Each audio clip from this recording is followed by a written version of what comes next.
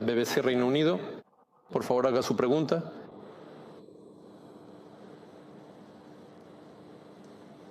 Muchas gracias. Steve Rosenberg, Noticias de la BBC. Tengo una pregunta sobre el futuro. Todo recto, todo recto. Sí, definitivamente. Excelente. Por favor, por favor. Si decides que no puedo verte, entonces tendrás que quitarme el micrófono. Bien hecho. Steve Rosenberg, Noticias de la BBC. Pregunta sobre el futuro de Rusia. ¿Qué futuro tú planifica y construye para tu país y para tu familia? En el futuro será castigado por la ley cualquier desacuerdo público con la línea oficial, como ocurre ahora. Se intensificará aún más la búsqueda de enemigos, tanto externos como internos. Y en ese futuro se desconectará cada vez más a menudo el Internet móvil en todo el país. ¿Habrá nuevas operaciones militares especiales? ¿O Rusia tomará otro camino? Recuerdo que usted dijo una vez que nuestro futuro está en nuestras manos, es decir, en manos de todos. Pero prácticamente todo el poder en Rusia está en sus manos. Por lo tanto, en gran medida, también el futuro. Entonces, ¿cómo será? ¿Qué nos espera? ¿La continuación de lo que vemos ahora? Gracias. Entonces, mire, ¿cómo será el futuro de Rusia? ¿Serán castigadas, como usted dijo, por la ley? ¿Las acciones o las personas que no están de acuerdo con las acciones del gobierno? Usted se refiere, al parecer, a nuestra conocida ley, que constantemente es objeto de críticas sobre los agentes extranjeros. Estimados, colega, quiero llamar su atención sobre el hecho de que esto no es un invento nuestro. Esta ley fue adoptada en varios países occidentales, en los Estados Unidos, ya en los años 30 del siglo pasado. Y todas estas leyes, incluida la ley de los Estados Unidos, son mucho más estrictas. Allí se prevé castigo penal hasta la privación de libertad por actividades en la esfera política financiadas desde el extranjero. Nosotros no tenemos nada parecido. Nuestra ley solo exige una cosa. Si usted se dedica a actividades políticas, debe declarar las fuentes de financiación. No tenemos represiones ni persecución penal. Es más, si las personas dejan de dedicarse a actividades políticas o renuncian a fuentes externas de financiación para su actividad política, se las excluye de estas listas, y hay bastantes ejemplos de ello. No son pocos. Aquí surge otra pregunta. ¿Qué pasará después con la BBC? Allí hay una demanda multimillonaria del presidente de Estados Unidos contra la BBC. Es un asunto familiar de ellos, que lo resuelvan entre ellos mismos. No quiero, ya sabe, echarle sal a la herida. No quiero tocar ese tema, aunque por supuesto es un problema que existe.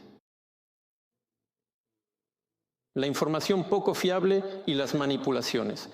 Eso es evidente. Creo que el presidente Trump tiene razón. Pero no importa.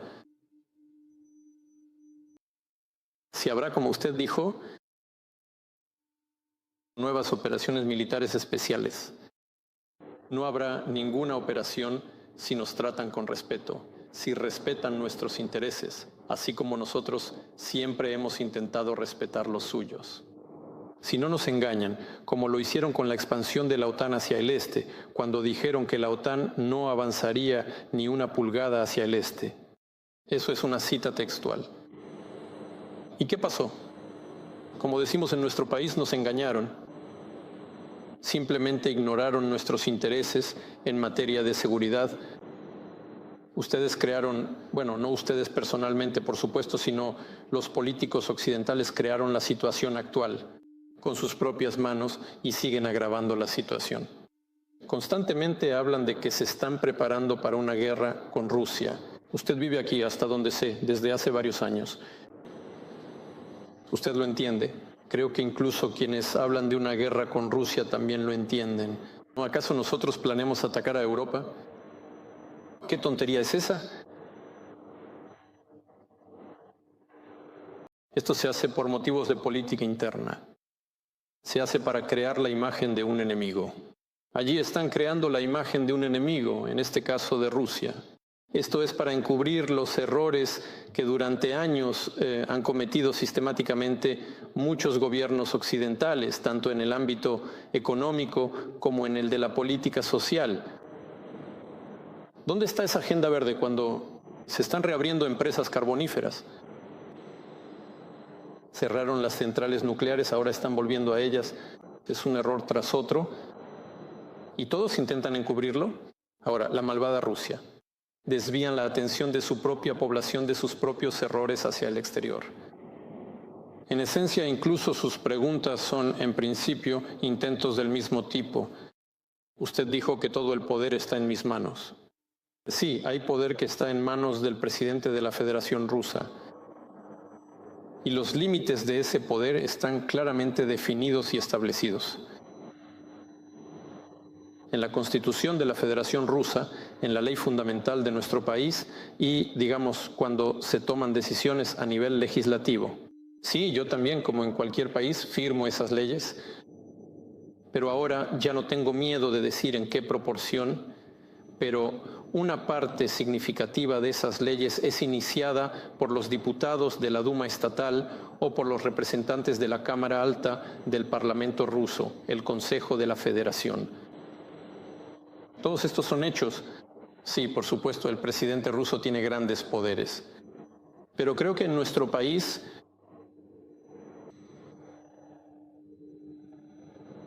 la forma presidencial de gobierno está justificada hoy en día.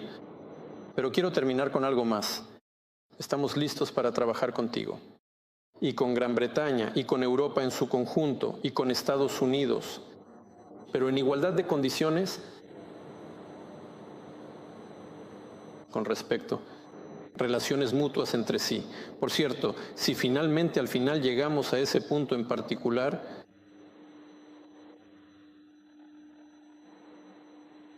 todos saldrán beneficiados.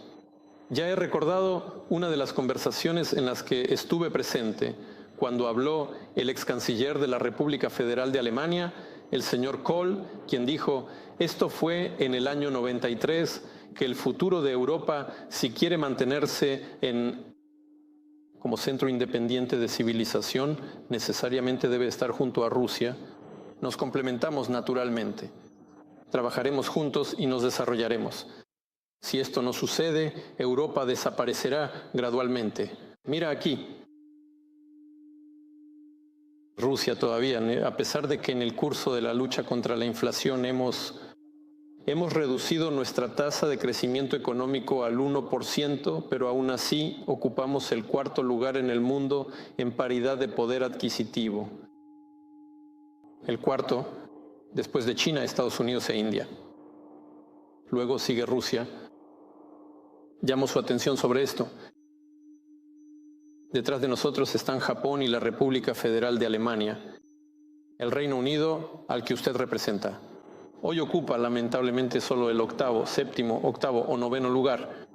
Bueno, séptimo u octavo, creo yo. Pero si uniéramos nuestros esfuerzos con los países europeos, Rusia y los países europeos, nuestro PIB conjunto en paridad de poder adquisitivo sería mayor que el de Estados Unidos. Está claro que esto, es todo teórico, pero es absolutamente evidente el hecho de que al unir y complementar nuestras capacidades, prosperaríamos en lugar de luchar entre nosotros como lo hacen ustedes respecto a Rusia. No somos nosotros quienes luchamos contra ustedes, sino que ustedes luchan contra nosotros usando a los nacionalistas ucranianos. Estamos listos para detener estas acciones militares de inmediato, siempre que se garanticen las condiciones de seguridad para Rusia a medio y largo plazo. Y estamos dispuestos a cooperar con ustedes. Pero en general, Steve, creo que la audiencia estará de acuerdo conmigo. En los últimos años hemos visto tantas declaraciones, tantas acciones por parte de los políticos europeos que simplemente no caben en la cabeza. Desde su punto de vista, ¿por qué hay un apoyo tan desenfrenado al régimen de Kiev prácticamente en todo? Ya a nadie le interesan los derechos humanos, nadie piensa en los valores europeos. Es simplemente un apoyo desenfrenado e incluso, por lo visto, están dispuestos a entrar en conflicto con el presidente de Estados Unidos.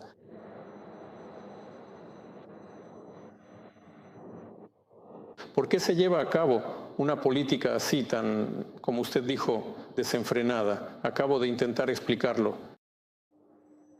En respuesta a la pregunta de su colega de la BBC, porque con esto intentan encubrir sus errores en política exterior, economía, finanzas y así sucesivamente. Con esto creo que es con esto. Primero. Segundo, se han metido, por así decirlo, en el barro, como decimos nosotros, sobre las carreteras. Y en la falta de caminos. Entraron en el barro y ahora es difícil girar a la izquierda o a la derecha. En cuanto a los conflictos con el presidente de los Estados Unidos, aquí no hay nada inesperado, nada sorprendente. ¿Qué hay de sorprendente en esto? Para mí todo está claro. Creo que para cualquier observador, incluso para quien no sea especialista, todo está claro. Las élites políticas europeas apoyaron a los demócratas, al Partido Demócrata, a la señora Harris en las elecciones presidenciales de los Estados Unidos. Lo hicieron de manera bastante directa, por no decir descarada. En su momento acusaron a Trump de que Rusia había intervenido en las elecciones. Nada se confirmó. Todas las investigaciones en el Congreso no llevaron a nada. No hubo ninguna colaboración, ninguna injerencia de Rusia, pero las élites políticas europeas sí intervinieron y lo hicieron de manera directa. Intervinieron directamente. Esto era completamente evidente, notorio y sin disimulo. Incluso ahora, me parece, cuentan con que después de las elecciones intermedias al Congreso de EEUU, en el otoño del próximo año, el panorama político cambiará un poco y tendrán a sus aliados tradicionales y podrán ejercer más presión sobre el presidente Trump. Por eso se comportan así, en espera de eso. Cambios en el panorama político de Estados Unidos en vísperas de las elecciones al Congreso. Eso es todo. Pero en cuanto a ciertos personajes, realmente se comportan de manera bastante agresiva. Y me parece incluso no muy profesionalmente en absoluto. ¿Volvamos a los acontecimientos en nuestro país? Sí, sobre esas declaraciones agresivas de todo tipo, sabe, los veo y también me sorprendo. Por ejemplo, conozco personalmente al actual secretario general de la OTAN, el señor Rutte. Es un ex primer ministro de los Países Bajos. Una vez fui allí de visita y conversamos. Hombre inteligente. Bueno, lo sé. Inteligente, sistemático y eficaz. Aproximadamente, si ese fuera el caso, eficaz. La economía holandesa está en buena forma. Esto es parte de su mérito. ¿Pero qué está diciendo? De verdad me dan ganas de preguntarle, oye, ¿por qué hablas de una guerra con Rusia? Que hay que prepararse para una guerra con Rusia. Ellos quieren prepararse para una guerra con Rusia. Bueno, ¿sabes leer? Lee la nueva. La Estrategia de Seguridad Nacional de Estados Unidos. ¿Qué dice ahí? Estados Unidos, llamo la atención, es el jugador clave de la OTAN. Estados Unidos es el creador de la OTAN, el principal patrocinador de la OTAN. Todos los recursos principales provienen de Estados Unidos. El dinero, la tecnología, lo militar, el armamento y la munición. Todo viene de allí. Esa es la base. En la nueva estrategia de seguridad nacional de la OTAN, Rusia no se menciona como enemigo ni como objetivo, pero el secretario general de la OTAN se está preparando para la guerra con nosotros. ¿Qué es esto? Bueno, ¿saben leer? ¿Cómo es que están orientando a la OTAN hacia una guerra con Rusia si el país principal de la OTAN no nos considera ni adversarios ni enemigos? Simplemente no lo sé. Incluso el nivel de preparación profesional en ese puesto resulta insuficiente. Hay que tomarse en serio las propias responsabilidades y mirar a los lados. Esto no solo concierne al secretario general, sino también a muchos otros líderes occidentales.